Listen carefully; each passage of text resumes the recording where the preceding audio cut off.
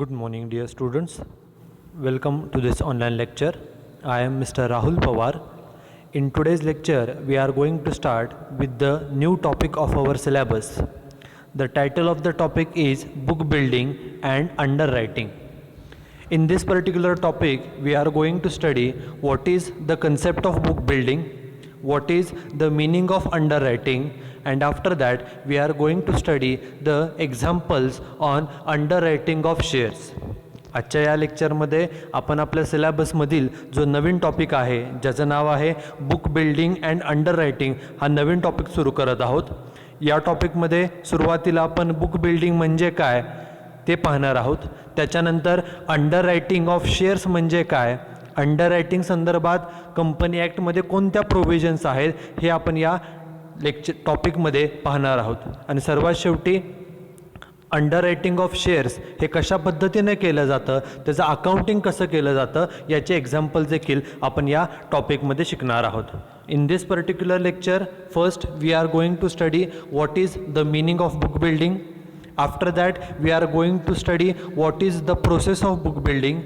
Then we are going to study what is the meaning of underwriting of shares, and at the end of this lecture we are going to study the provisions of Companies Act regarding underwriting of shares. आजच्या या लेक्चरमध्ये सुरुवातीला आपण book building म्हणजे काय हे पाहणार आहोत. त्यानंतर बुक बिल्डिंगची प्रोसेस कशा पद्धतीने चालते हे आपण पाहणार आहोत. त्यानंतर अंडररायटिंग ऑफ शेअर्स ही कन्सेप्ट आणि अंडररायटिंग ऑफ शेअर्स संदर्भात कंपनी ॲक्टमधील प्रोव्हिजन्स कोणकोणते आहेत हे आपण या लेक्चरमध्ये पाहणार आहोत. Okay, so let start with this particular lecture. First we are going to study what is the meaning of book building. सुरुवातीला आपण बुक बिल्डिंग म्हणजे काय, ते कन्सेप्ट काय आहे हे आपण पाहणार आहोत. We know that there are different types of businesses. For example, sole proprietary business, partnership business, cooperative, joint Hindu family business, company, etc. And the capital requirement of all these businesses is different. Say for example, the sole proprietary business and partnership business requires comparatively less amount of capital, while in case of a company requires huge amount of funds for running its activities. जर आपण एखाद्या कंपनीची तुलना soul proprietary business किंवा partnership business बरोबर केली तर कंपनीला सोल प्रोप्रायटरी आणि पार्टनरशिपच्या कंपॅरिझननं जास्त फंड्सची आवश्यकता असते. The capital requirement of company is generally high and the company has different sources for collecting the capital required. कंपनीला कॅपिटलची आवश्यकता जास्त असते आणि हे कॅपिटल गोळा करण्यासाठी कंपनीला वेगवेगळे पर्याय, वेगवेगळे ऑप्शन्स हे अवेलेबल असतात.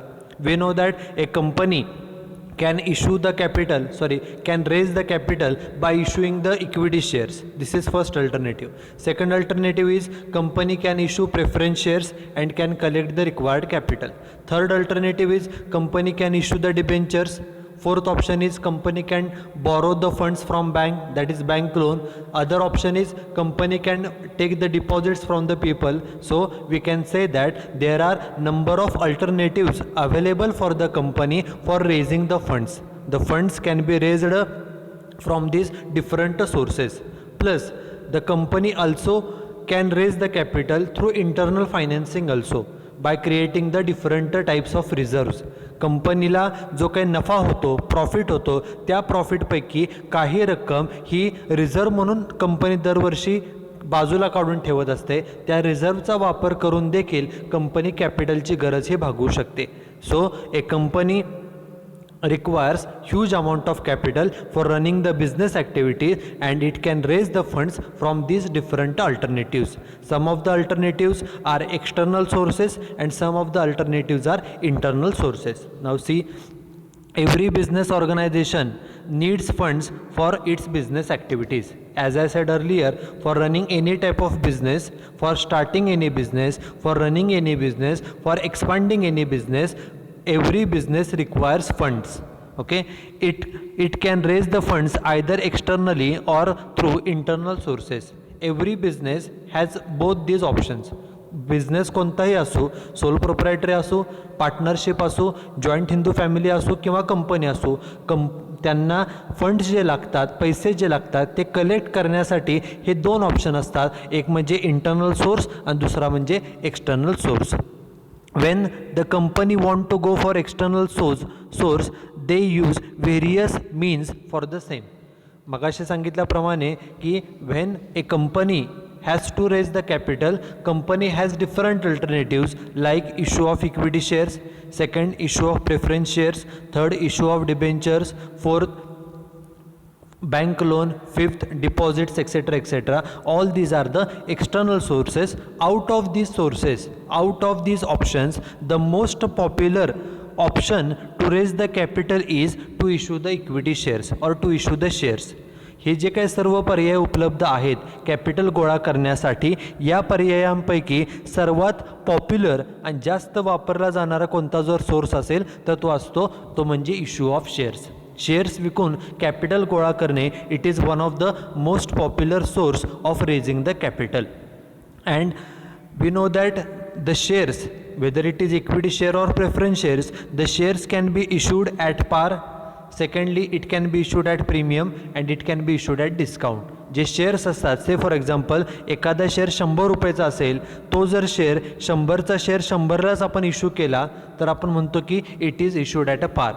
Wien the share is issued at the face value, शेअरची जी मूळ किंमत आहे, फेस व्हॅल्यू आहे, त्याच किमतीला जर तो शेअर विकला तर त्याला इश्यूड ॲट पार असं म्हटलं जातं. Take another example, suppose a share of ₹100 is issued for ₹120. 100 रुपयाचा शेअर जर 120 रुपयाला विकला, जादा किमतीला विकला, तर it is said to be issued at a premium. When a share is issued at a higher price than the face value, शेअरची मूळ किंमत किती आहे 100, तो शेअर कितीला विकला, मूळ किमतीपेक्षा फेस व्हॅल्यूपेक्षा जास्त किमतीला, ती जी जादाची किंमत आहे 100 रुपयाचं शेअर 120 रुपयाला विकला, म्हणजे 20 रुपये जे जादाचे आहेत त्याला प्रीमियम असं म्हटलं जातं. So it is said to be issued at a premium. And third alternative is, suppose a share of ₹100 is issued for ₹90. 100 रुपयाचा शेअर जर 90 रुपयाला इश्यू केला, म्हणजे कमी किमतीला, जेवढी फेस व्हॅल्यू आहे शेअरची फेस व्हॅल्यू किती आहे तर 100 आहे, त्यापेक्षा कमी किमतीला जर तो विकला तर तो डिस्काउंटने इश्यू केला असं आपण त्याला म्हणतो. So we know that the shares of the company can be issued at par, at premium or at a discount. कंपनीचे जे शेअर्स असतात ते ॲट पार किंवा ॲट प्रीमियम किंवा ॲट डिस्काउंट हे विकता येऊ शकतात. मग प्रश्न येतो की शेअर विकायला काढल्यानंतर त्याची प्राईस किती असली पाहिजे. ओके, मग ही प्राईस ठरवण्यासाठीच जे मेकॅनिझम आहे त्या मेकॅनिझमला बुक बिल्डिंग असं म्हटलं जातं. So what is book building, that now we are going to study. The method of offering shares by providing a price range is called as a book building method. Okay, so under book building method a price range is given to the prospective investors. Say for example, suppose range is 100 to 110. This is the range. Okay, share suppose 100 रुपयाचा असेल आणि तो कंपनीने विकायला काढलेला आहे, तर एक रेंज कंपनी ठरवते. This range is decided by the company. Suppose the company decided this range that is 100 to 110. Okay, ही रेंज कंपनी ठरवते आणि ही रेंज ही लोकांना कम्युनिकेट केली जाते. प्रॉस्पेक्टिव्ह इन्व्हेस्टर जे असतात त्यांना ही रेंज कम्युनिकेट केली जाते आणि याद्वारे शेअर्सची प्राईस ही फिक्स केली जाते. ती कशी फिक्स केली जाते ते आपण पुढे यामध्ये पाहणारच आहोत. परंतु ज्या मेथडमध्ये शेअर्सची प्राईसची रेंज ही कम्युनिकेट करून त्या शेअरची किंमत ठरवली जाते, त्या मेथडला बुक बिल्डिंग असं म्हटलं जातं. बुक बिल्डिंगमध्ये प्राईस ठरते कशी ते आपण पुढे यामध्ये पाहणारच आहोत. ओके, पुढे काय सांगितलं बघा. This method provides an opportunity to the market to discover the price of the securities which are on offer. कंपनीचं काम एवढंच आहे की कंपनीनं रेंज ठरवली 100 ते 110, म्हणजे थोडक्यामध्ये ही कंपनी एक शेअर 100 रुपये ते 110 ह्या दरम्यान विकण्यासाठी तयार आहे. 100 ते 110, मग ह्या दरम्यानची इन बिटवीनची प्राईस ही फिक्स केली जाते आणि ही जी प्राईस लोकांना ऑफर केली जाते आणि मार्केटमधील जेवढे कोण इन्व्हेस्टर्स असतील, इन्व्हेस्ट करणारे इच्छुक असतील, प्रॉस्पेक्टिव्ह इन्व्हेस्टर असतील, the market these investors decides the price of this securities. कंपनीचं एवढंच काम आहे की रेंज ठरवून देणं की किती ते कितीच्या दरम्यान कंपनी शेअर्स विकण्यास तयार आहे. हे रेंज कंपनीने सांगितले 100 ते 110. आणि मग जे प्रॉस्पेक्टिव्ह इन्व्हेस्टर्स असतात, those who are willing to make investment, those who are willing to purchase these shares, they quote the price that at what price they are ready to purchase the shares. कंपनीनं सांगितलं आहे 100 ते 110 या दरम्यान आम्ही shares विकायला तयार आहे, बरोबर. आता ज्या लोकांना शेअर्स खरेदी करायचे आहेत ती लोक त्या शेअर्ससाठी बीड लावतात. बीड म्हणजे बोली लावणे. ते सांगतात की आम्ही 104 रुपयाला खरेदी करू, एक म्हणेल 106 रुपयाला खरेदी करेन, एक म्हणेल 105 रुपयाला. मग ही जी बोली लावली जाते ही ह्या रेंजमधली लावायची असते, जे रेंज कंपनीने डिसाईड केलेली आहे. ओके. आणि बोली लावून मग त्या शेअरची फायनल प्राईस ठरते. ती कशी ठरते ती आपण पुढे पाहणारच आहोत. आता बुक बिल्डिंग मेथडमध्ये काय केलं जातं बघा. Book building may be defined as, book building म्हणजे काय तर अ मेकॅनिझम. बुक बिल्डिंग ही असं एक सिस्टीम आहे, असं एक मेकॅनिझम आहे during the period for which the book for the offer is open. म्हणजे ही जी ऑफर आहे, कंपनीनं शेअर्स विकायला काढला आहे आणि कंपनीनं रेंज ठरवली 100 ते 110. ओके. ह्या रेंजमध्ये ज्या लोकांना ते शेअर्स परचेस करायचे आहेत, खरेदी करायचे आहेत, त्या लोकांना एक मुदत दिली जाते. The prospective investors are given certain fixed duration, it may be 1 week or 2 weeks, and within this period the prospective investors, those who are willing to purchase the shares, they have to submit their bid to the company. जो काही दिलेला कालावधी आहे, मग तो 1 आठवड्याचा असेल किंवा 2 आठवड्याचा असेल, त्या कालावधीमध्ये जे इन्व्हेस्टर्स आहेत ज्यांना शेअर्स खरेदी करायचे आहेत त्यांनी त्यांची बोली म्हणजे त्याला बीड प्राईस असं म्हटलं जातं, ती बीड प्राईस कंपनीकडे सबमिट करायची असते. आणि हा जो काय कालावधी आहे 1 आठवडा 2 आठवडा, ज्या कालावधीमध्ये ती बिडिंग प्रोसेस, बोली लावण्याची प्रोसेस सुरू आहे, त्या कालावधीमध्ये the bids are collected from the investors at various prices. लोकांकडून बोली लावून घेतली जाते की ते किती रुपयाला हे शेअर्स खरेदी करण्यासाठी तयार आहेत. Which are within the price band specified by the issuer. म्हणजे जो प्राईस बँड आहे म्हणजे रेंज, कंपनीनं काय ठरवलं आहे, एक शेअर 100 ते 110ला विकायचा आहे. मग ह्या 100 ते 110च्या दरम्यानची बिडिंग प्राईस, बोलीची रक्कम ही इन्व्हेस्टरने कंपनीकडे सबमिट करायची असते की ते किती रुपयाला शेअर्स घेण्यासाठी तयार आहेत. आणि ती रक्कम मात्र त्या प्राईस बँडमधली, त्या रेंजमधलीच पाहिजे 100 ते 110. आणि the process is directed towards.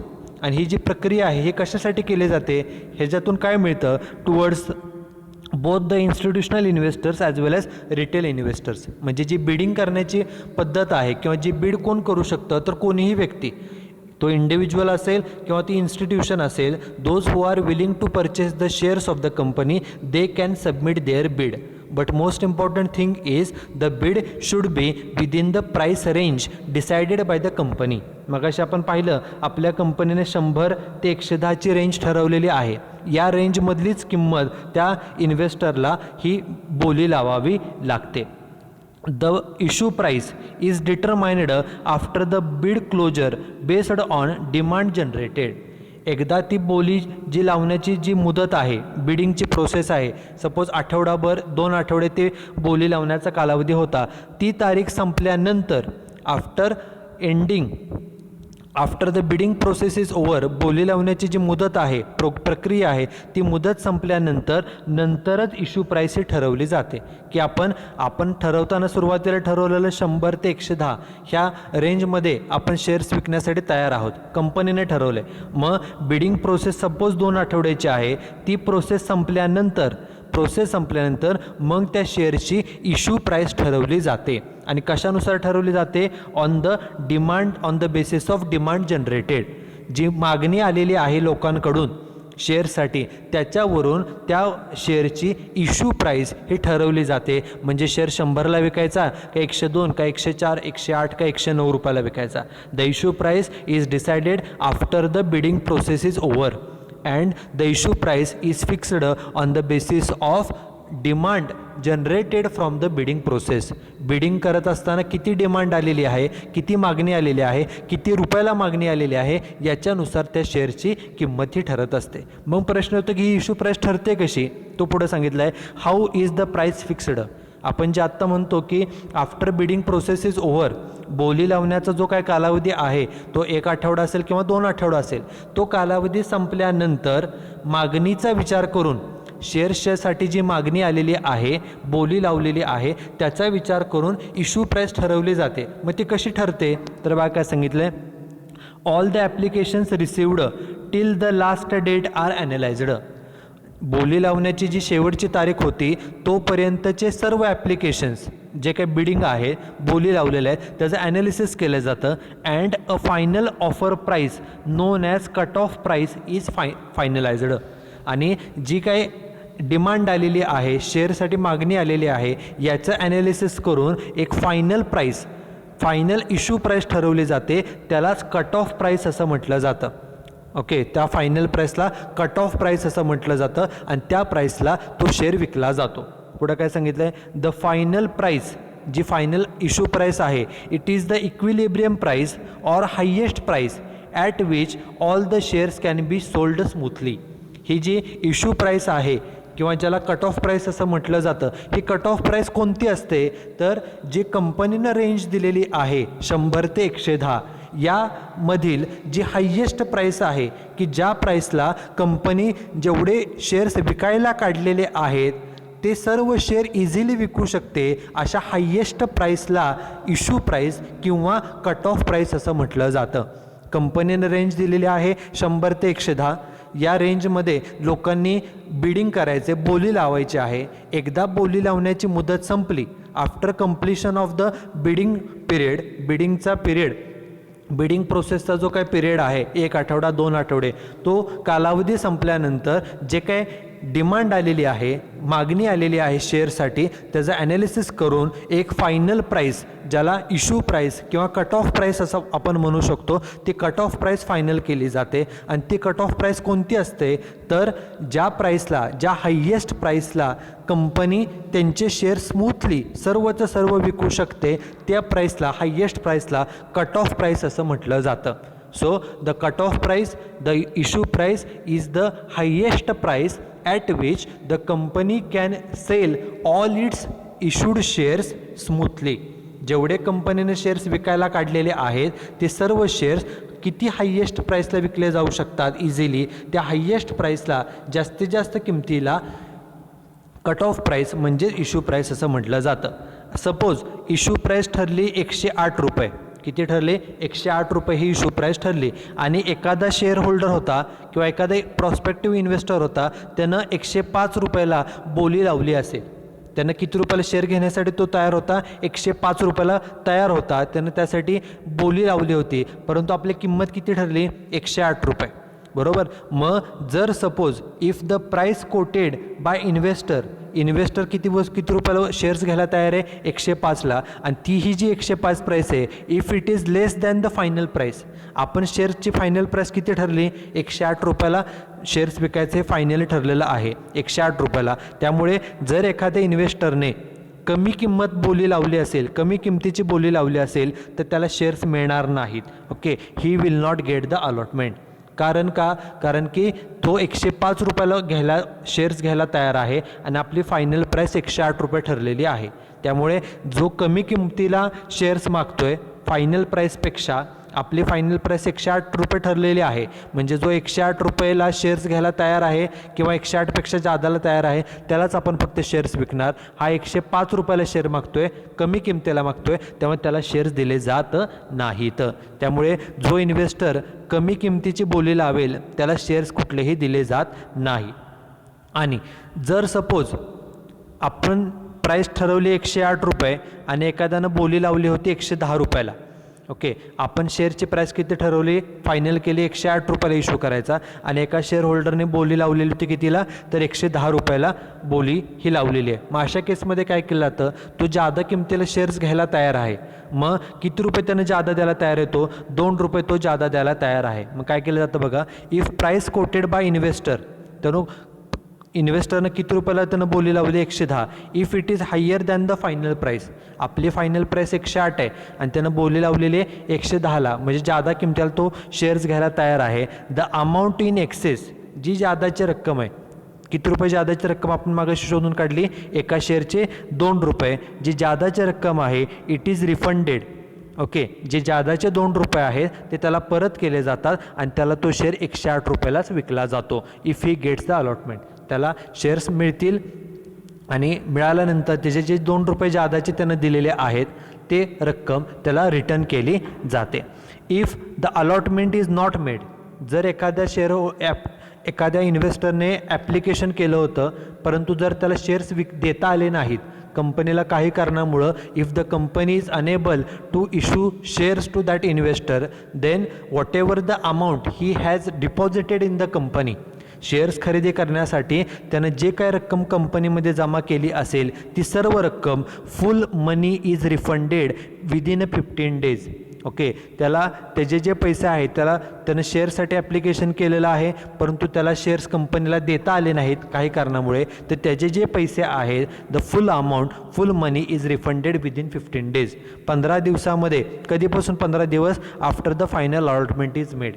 तुम्ही लोकांना शेअर्स वाटून झाले आणि एखाद्या दुसऱ्या इन्व्हेस्टरला जर शेअर्स देता आले नाहीत तर त्यांना त्यांचे जे पैसे आहेत ते तिथून पुढं 15 दिवसाच्या आत हे त्यांना पैसे हे परत करावे लागतात.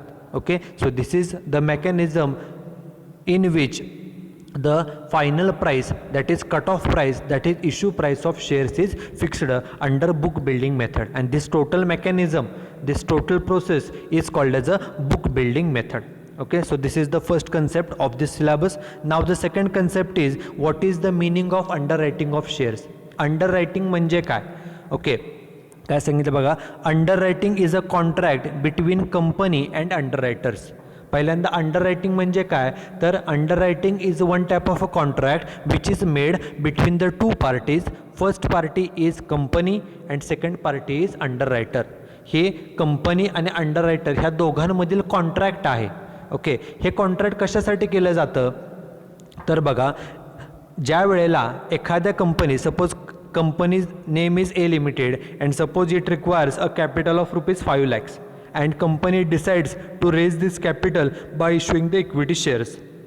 सपोज ए लिमिटेड नावाची कंपनी आहे, कंपनीला 5 लाख रुपये कॅपिटल लागणार आहे आणि ते कॅपिटल इक्विटी शेअर्सद्वारे गोळा करायचं कंपनीने ठरवलं. आता हे जे शेअर्स आहेत हे शेअर्स विकण्यासाठी, जसं मार्केटमध्ये बाजारामध्ये एखादी ॲसेट विकायची असेल, एखादी प्रॉपर्टी विकायची असेल तर त्यासाठी काही एजंट्स असतात, ते कमिशन बेसिसवरती काम करतात.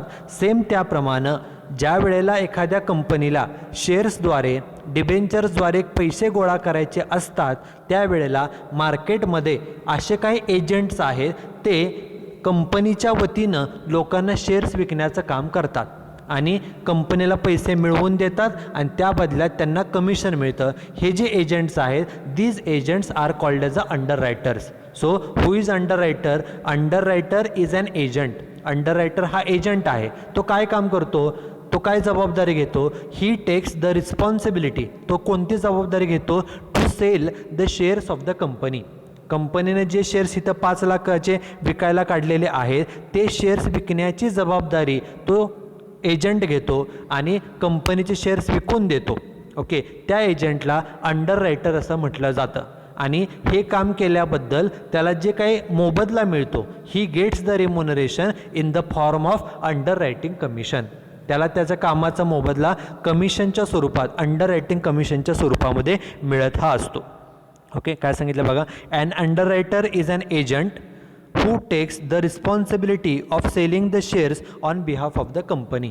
कंपनीच्या वतीनं तो शेअर्स विकण्याची जबाबदारी घेतो आणि हा जो अंडररायटर आहे, एजंट आहे, तो कोणीही असू शकतो. An underwriter may be an individual, he may be a partnership firm, company can work as a underwriters. एखादा इंडिव्हिज्युअल व्यक्ती, एखादी भागीदारी संस्था, एखादी कंपनी ही देखील अंडररायटर म्हणून काम करू शकते.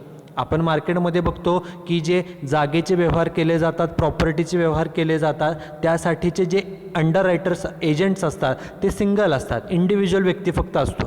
परंतु कंपनीचे जे शेअर्स आहेत, कंपनीचे ज्या सिक्युरिटीज आहेत त्या विकण्यासाठी जे एजंट्स असतात, ज्यांना आपण अंडररायटर्स असं म्हणतो, ते अंडररायटर एखादा इंडिव्हिज्युअल व्यक्ती देखील अंडररायटर म्हणून काम करू शकतो. एखादी पार्टनरशिप फर्म, एखादी कंपनी देखील अंडररायटर म्हणून काम करू शकते. आता हे जे अंडर रायटर आणि कंपनीमध्ये जे काय कॉन्ट्रॅक्ट केलं जातं ते कॉन्ट्रॅक्ट काय असतं बघा. In underwriting contract the underwriters that is agent takes the responsibility to sell specific number of shares on behalf of the company. Suppose आपल्या कंपनीने 5,000 शेअर्स विकायला काढले. एखादा अंडर रायटर आहे तो जर सपोज कंपनीला अप्रोच झाला आणि त्यानं सांगितलं तुम्ही 5,000 शेअर्स विकायला काढलेत, यापैकी 2,000 शेअर्स विकण्याची जबाबदारी मी घेतो. म्हणजे त्या अंडर रायटरने एजंटने 2,000 शेअर्स विकण्याची रिस्पॉन्सिबिलिटी स्वतःवरती घेतली. ओके, मग हे 2,000 शेअर्स त्या अंडर रायटरने विकायचे असतात. जर त्याने सगळे शेअर्स विकले 2,000च्या 2,000 तर त्या शेअर्सचे पैसे कंपनीलाच मिळणार आहेत. फक्त त्या अंडर रायटरचं काम आहे की जे इन्व्हेस्टर्स आहेत त्यांना कन्व्हिन्स करून कंपनीचे शेअर्स खरेदी करायला लावणे आणि ते शेअर्सचे पैसे ॲटोमॅटिक कंपनीलाच मिळणार आहेत. Okay, he gets the remuneration in the form of a under writing commission. त्या बदल्यात मोबदला जो आहे तो कमिशनच्या स्वरूपामध्ये मिळेल. आता फक्त आपल्या अंडर रायटरने 2,000 शेअर्स विकण्याची जबाबदारी घेतलेली आहे. 2,000. ओके, त्या बदल्यात त्याला रेम्युनरेशन जे मिळणार आहे ते कमिशनच्या स्वरूपात मिळणार आहे. पण सपोज 2,000 शेअर्स त्याने विकायला जबाबदारी घेतली आणि त्याला फक्त 1,800 म्हणजेच 1,800 शेअर्स विकता आले. If he is able to sell only 1,800 shares, then the remaining 200 shares, जे उर्वरित 200 शेअर्स आहेत, these remaining 200 shares have to be purchased by the underwriter. ते राहिलेले 200 शेअर स्वतः अंडर रायटरला खरेदी करावे लागतात. This is most important thing in the underwriting contract. In underwriting contract, the underwriter who is agent takes the responsibility of selling the specific number of shares. जो agent असतो, जो अंडररायटर आहे, तो ठराविक शेअर्स विकण्याची जबाबदारी घेतो. If he is unable to sell all the shares, जेवढे त्यांनी जबाबदारी घेतलेली आहे ते जर सर्व शेअर्स त्याला विकता आले नाहीत तर जे उरलेले शेअर्स आहेत, the remaining shares has to be purchased by the underwriter. ते सर्व शेअर अंडर रायटरला स्वतः खरेदी करावे लागतात. If some shares are not purchased by the public, the remaining shares have to be purchased by the underwriter. Okay, मग आता हे जे अंडर रायटिंग कॉन्ट्रॅक्ट आहे हे दोन्ही पार्टींसाठी फायदेशीर आहे. जो एजंट आहे, अंडर रायटर आहे, underwriter gets the commission for selling the shares of the company. कंपनीचे शेअर्स विकल्याबद्दल त्या अंडर रायटरला कमिशन मिळतं, त्याला तो फायदा. कंपनीला सुद्धा फायदा. ज्या कंपनीचे शेअर्स विकायचे आहेत त्या कंपनीला एक गॅरंटी मिळते की अंडर रायटरनं जबाबदारी घेतलेली आहे. Under writer has taken the responsibility for selling the shares. So the company is relaxed, company is relieved that 100% the company is going to get the capital from the market. कंपनीला guarantee मिळते की under रायटरने shares विकण्याची जबाबदारी घेतलेली आहे, त्यामुळे लोकांना shares विकून कंपनीला पैसे मिळतील. जरी शेअर्स सर्व लोकांनी खरेदी केले नाहीत तरीसुद्धा अंडर रायटरनं तो खरेदी करावे लागतील. अंडर रायटर शेअर्स खरेदी करेल आणि आपल्या कंपनीला जे रिक्वायर्ड कॅपिटल आहे ते कॅपिटल हे मिळणार आहे. Underwriting contract gives assurance to the company that it would be able to raise specific capital by issuing the shares. कंपनीला ॲश्युरन्स मिळतो, खात्री मिळते की आपल्याला कॅपिटल शेअर्स विकून हे पैसे मिळणार आहेत.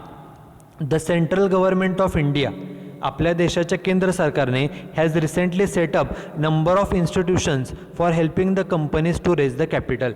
ज्या कंपन्या असतात, कंपन्यांना कॅपिटल गोळा करण्यासाठी केंद्र सरकारने वेगवेगळ्या इन्स्टिट्यूशन्सची स्थापना केलेली आहे. मग त्यात कोणकोणत्या इन्स्टिट्यूशन अंडररायटर म्हणून काम करतात बघा. व्हेरियस प्रॉमिनंट इन्स्टिट्यूशन्स, ज्या प्रॉमिनंट आहेत, एकदम पॉप्युलर आहेत, जसं की LIC life insurance company, ICICI bank असेल, IFC म्हणजे इंडस्ट्रियल फायनान्शियल कॉर्पोरेशन असेल, एक्सेट्रा, वर्क्स ॲज अ अंडररायटर. ह्या ज्या मोठमोठ्या कंपन्या आहेत, LIC असेल, ICICI असेल, IFC असेल, यासारख्या कंपन्या देखील अंडर रायटर म्हणून काम करतात, एजंट म्हणून काम करतात आणि एखाद्या कंपनीचे शेअर्स हे विकून देण्याचं काम करतात. आता हे जे काय कॉन्ट्रॅक्ट आहे कंपनी आणि अंडर रायटरमधील, जो अंडर रायटर असतो, जो एजंट आहे, agent gets his remuneration in the form of a underwriting commission. जो एजंट आहे त्याला कमिशन, रेम्युनरेशन जे आहे ते कमिशनच्या स्वरूपामध्ये मिळतं. आता हे कमिशन किती देता येतं? As per company act 2013 a company can pay underwriting commission up to कितीपर्यंत देता येतं, मॅक्सिमम लिमिट किती आहे, this is most important for objective type question. Maximum limit of 5% of issue price of shares. एखादी company अंडररायटरला जास्तीत जास्त किती कमिशन देऊ शकते, जास्तीत जास्त issue प्राईसच्या 5%.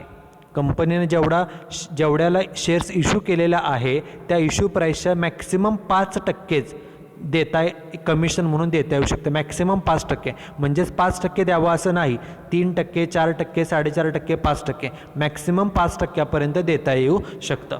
Okay, this is the meaning of underwriting of shares. Now the last part of this lecture, that is what are the different provisions of Companies Act 2013 regarding the underwriting of shares. Company act 2013 जो आहे यामध्ये underwriting of shares संदर्भात काय provisions आहेत. There are 2 provisions. First provision is disclosure in the prospectus. Okay, कंपनीचं जे prospectus आहे, prospectus म्हणजे काय, prospectus is an invitation made by company to the general public to purchase the shares.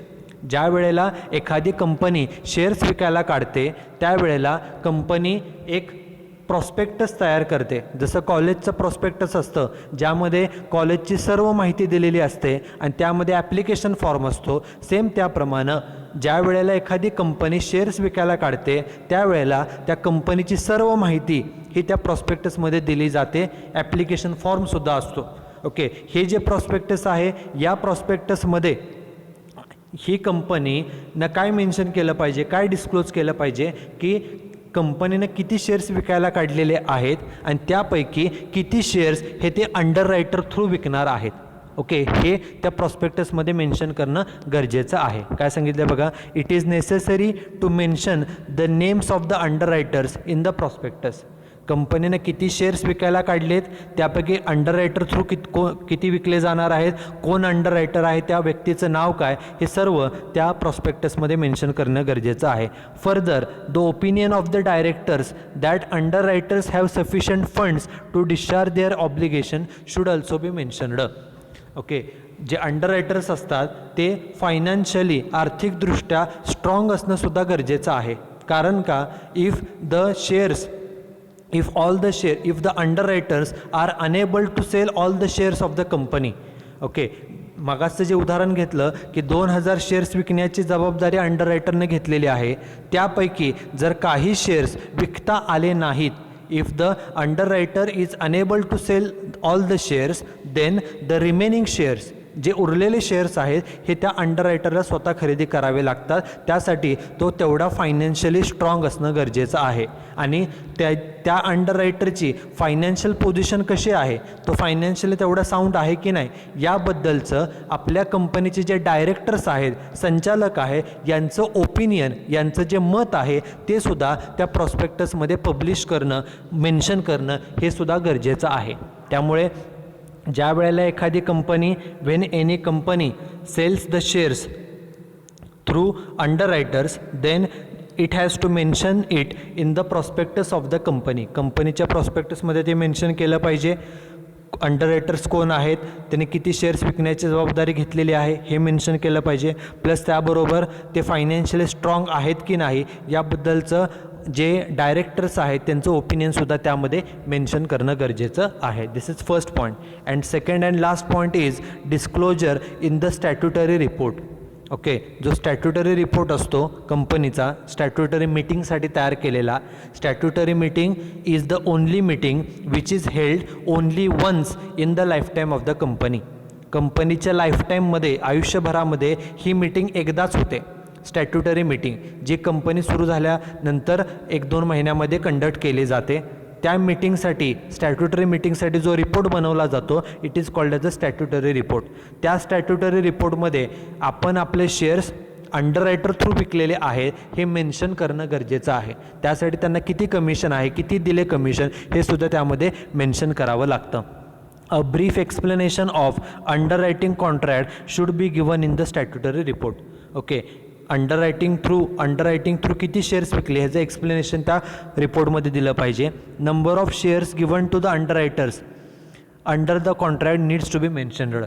अंडररायटर through किती shares आपण विकले हे मेन्शन केलं पाहिजे. Further it is necessary to mention whether the underwriting contract was fully carried out or if it is partly carried out, the reason for the same should also be stated.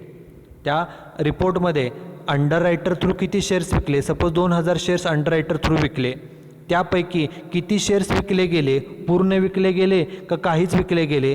पूर्ण विकले गेले असेल तर प्रश्न येत नाही, पण जर काही शेअर शिल्लक राहिले असतील तर त्याला कारणं कोणती हे सुद्धा त्या रिपोर्टमध्ये मेन्शन करणं गरजेचं आहे.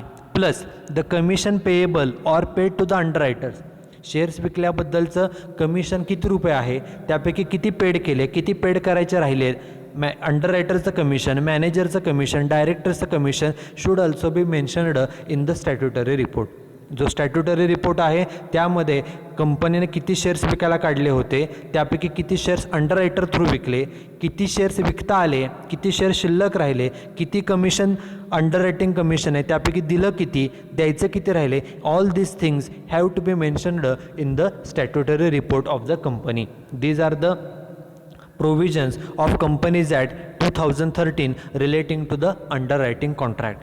Okay, in this particular lecture, first we studied what is the meaning of book building. After that we studied the process of book building. Then we started with the point what is the meaning of underwriting of shares. After that we studied the provisions of Companies Act regarding the underwriting of shares. आजच्या या लेक्चरमध्ये सुरुवातीला आपण book building ही concept पाहिली, त्यानंतर book बिल्डिंगची process कशा पद्धतीने केली जाते हे पाहिलं. त्यानंतर अंडररायटिंग ऑफ शेअर्स म्हणजे काय, किती अंडररायटिंग कमिशन देता येऊ शकतं, अंडररायटिंग संदर्भात कंपनी ॲक्टमधील प्रोव्हिजन्स कोणकोणते आहेत हे सर्व आपण या लेक्चरमध्ये पाहिलेलं आहे. In the next lecture, we are going to start with the examples on the underwriting of shares. Okay, so that's it with this lecture. Thank you very much.